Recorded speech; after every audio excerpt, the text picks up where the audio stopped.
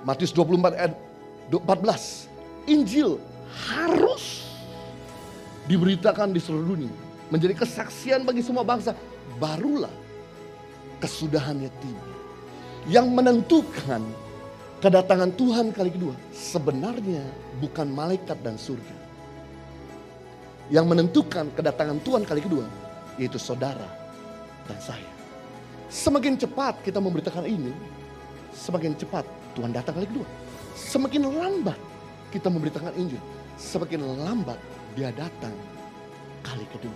Jadi yang kau perlu lakukan adalah mari keluar dari comfort zone-mu, jadilah saksi, jadilah terang, jadilah berkat, maka engkau akan lihat mujizat Tuhan menyertai kita.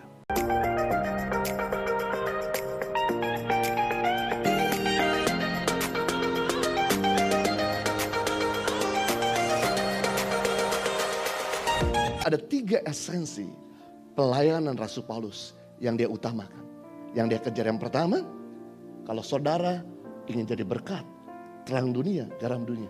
Yang pertama, Yesuslah yang harus kita beritakan. Memberitakan Tuhan itu ada 2. Kalau 1:28 bagian A, dialah yang kami beritakan. Bukan dirinya, bukan organisasinya, bukan kepentingan yang dia upload, yang dia broadcast.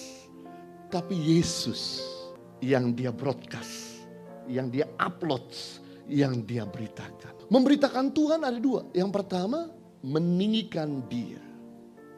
Memuliakan dia, mengagumkan dia.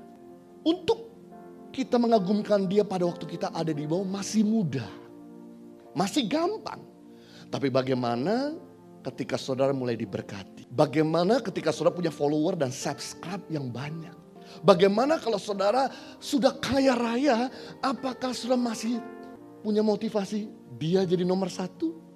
Atau kita yang jadi nomor 1? Coba saudara lihat gambar di depan ini. Di mana ada seorang salesman Coca-Cola. Dia dibayar perusahaan Coca-Cola. Dia difasilitasi oleh perusahaan Coca-Cola. Dia diberikan semua yang dibutuhkan untuk kerjaannya oleh perusahaan Coca-Cola. Tapi kemana-mana dia jual teh botol. Kalau saudara punya pegawai model gini, apa yang saudara akan lakukan? Gak usah pikir panjang. Gak usah cari Alkitab lagi. Gak usah tanya Tuhan lagi. Langsung kita make decision. Dengan cepat pecat aja. Hal yang sama. Ada begitu banyak hamba-hamba Tuhan. Sejak dia masih low di bawah. Waktu dia masih belum punya subscribe yang tinggi, follower yang banyak, waktu dia masih belum punya uang yang berlimpah-limpah, waktu dia masih belum punya posisi, Tuhan terus yang ditinggikan. Tapi begitu dia besar, dia mulai lupa. Dia geser dirinya, organisasinya yang ditinggikan. No wonder tiba-tiba dia hilang dari peredaran. Mungkin saja seperti yang saudara maksudkan. Jadi kalau kita mau melayani Tuhan dalam jangka waktu yang long term, yang langgeng, yang panjang, saudara tetap jaga hati.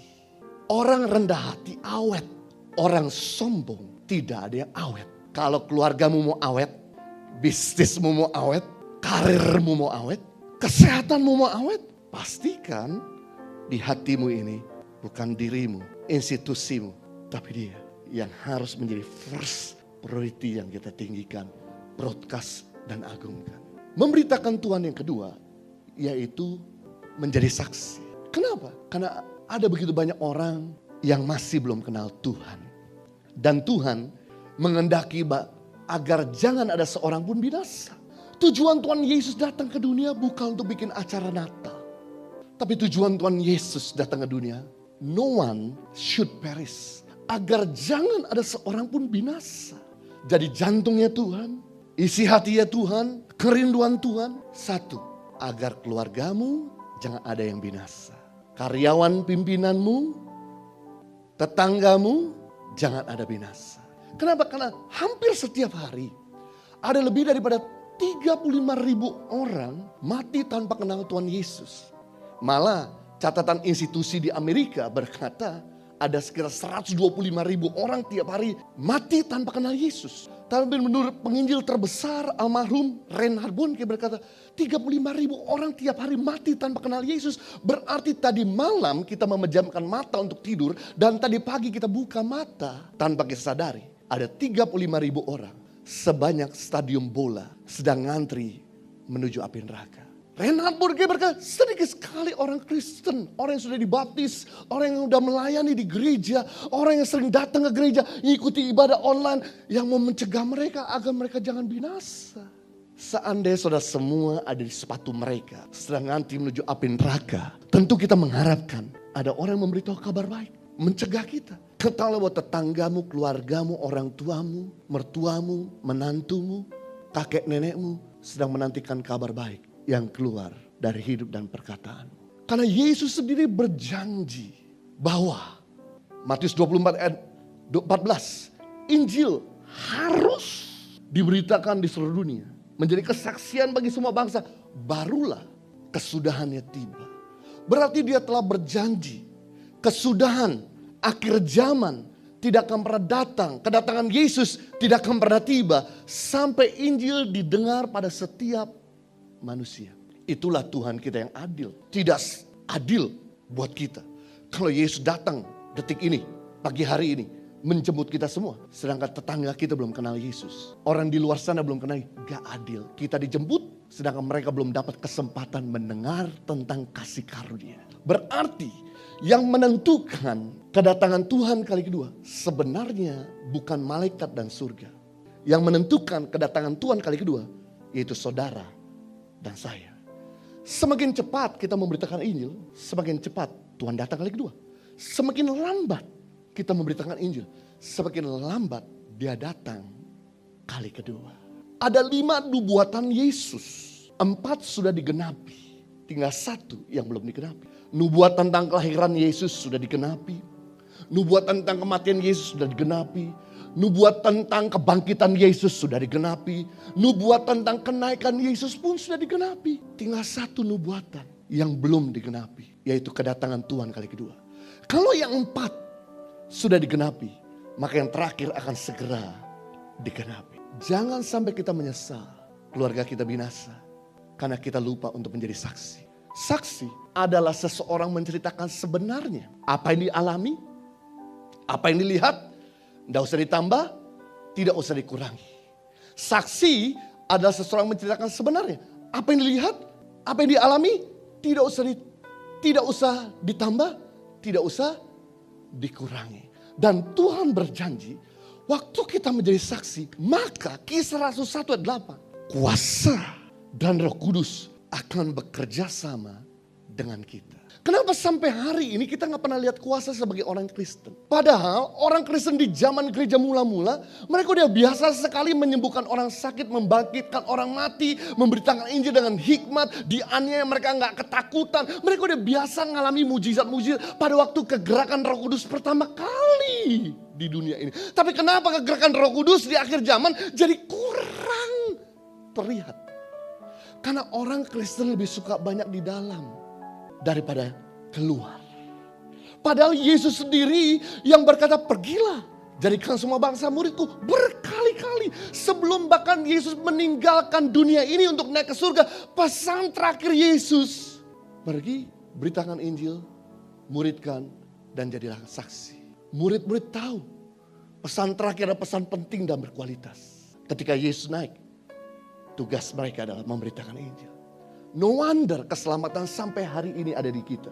Kalau murid-murid waktu itu hanya cuma di dalam gedung, gak kemana-mana, Injil gak mungkin sampai di kita.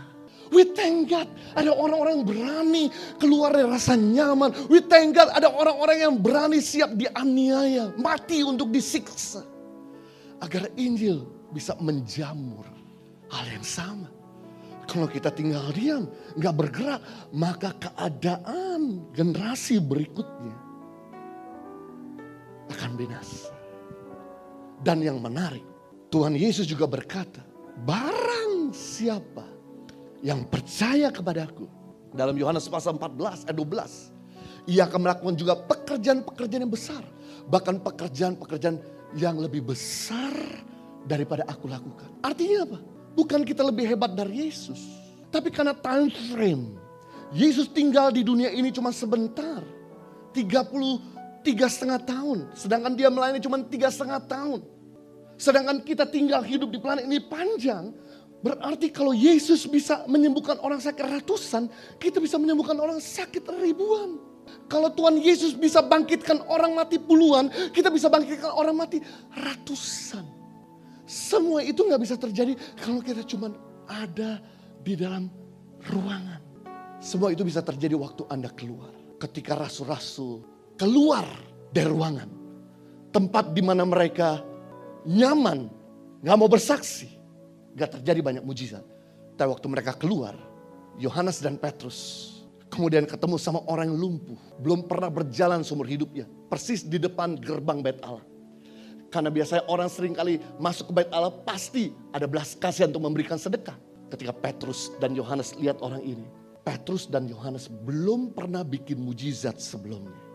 Karena mereka baru saja ditinggalkan Tuhan. Dan mereka baru dipenuhi Roh Kudus. Dan apa yang terjadi?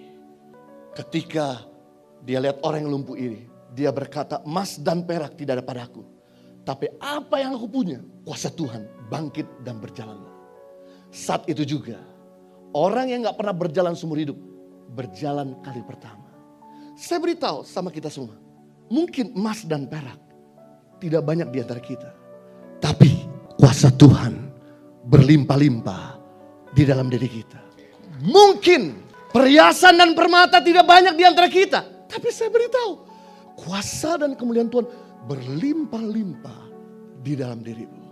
Jadi yang kau perlu lakukan adalah mari keluar dari comfort zone-mu dan doakan orang yang sakit. Jadilah saksi, jadilah terang, jadilah berkat, maka engkau akan lihat mujizat Tuhan menyertai kita.